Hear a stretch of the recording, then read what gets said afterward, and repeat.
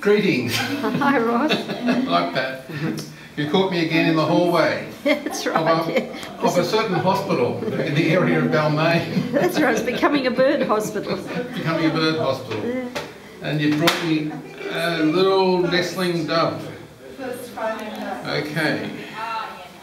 He's got a big lump on the right wing.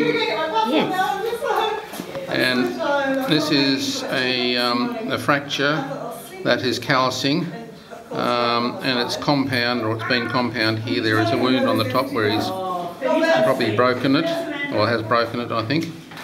And we're just working there, so I'm just getting the light. I think at the moment things are best left the way they are. It's just beyond the elbow.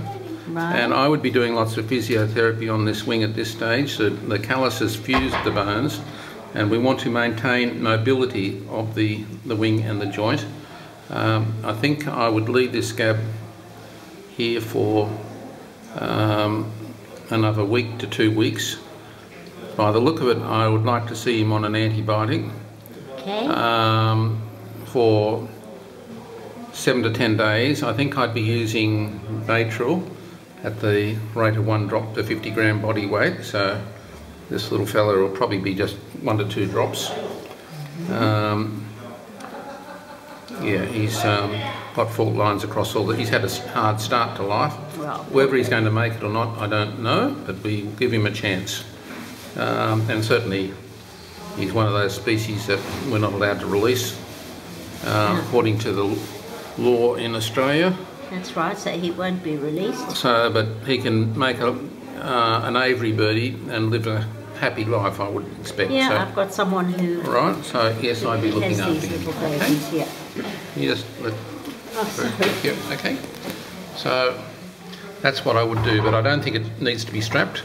Okay. It's past that stage, and it's going to be now a matter of just seeing how well we can go. We've got that length a little bit there, and I'll just see how much shorter that wing is than this wing.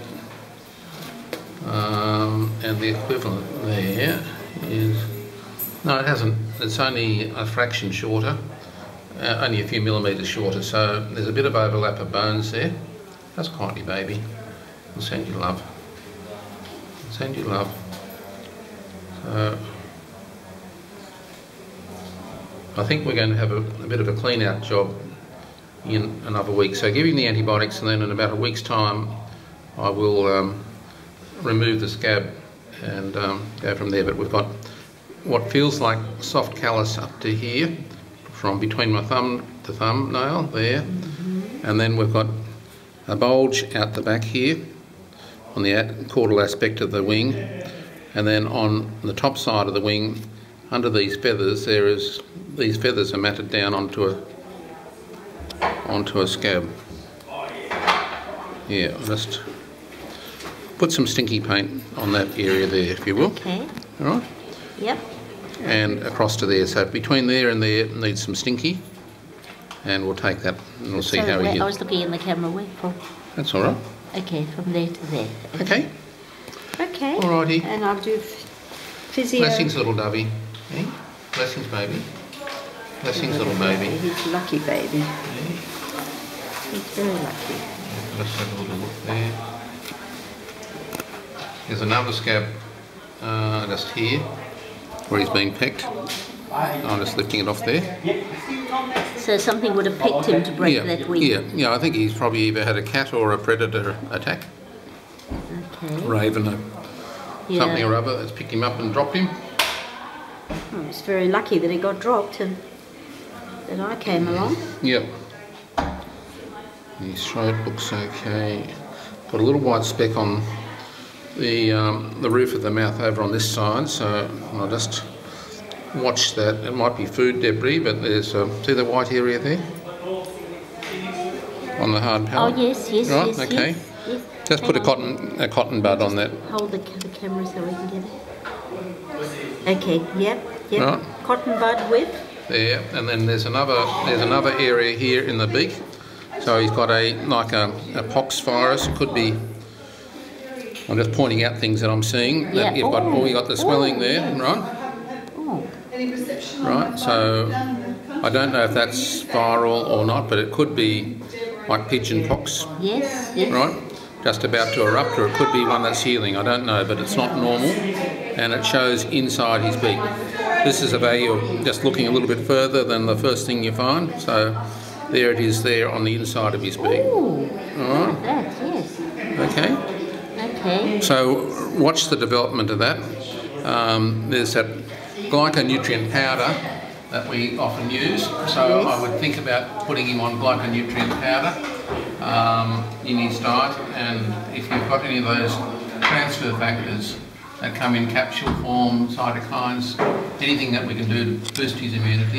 You can have a little bit of agar as well.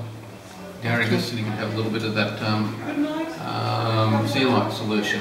Okay. Any of those things that you have at home, at the dose rates that I've given you previously, you can use those because we're quite likely dealing with viral infections there in the beak and the mouth. So we don't have antiviral drugs, but we do have nutrients that might benefit and support his own healing process. Right? Okay. So I would do that. Now, we haven't looked at his feet yet, just continuing on. We've noted his feathers. Right, at the moment there's no obvious sores on his feet. However, if this was very early pox, you'd need to watch the feet as well and make sure there's no mozzies around. Make sure he's kept in a mosquito-proof enclosure because you have other doves and pigeons and things that. Yes. Right, Yes. so he needs to be in a mosquito-proof thing. Alrighty. Okay. Okay. Did it fall or something? Did it? Little orphan Does that switch baby. on? Just an orphan, little orphan baby. Okay. Thank you. Okay, see ya. Thank you.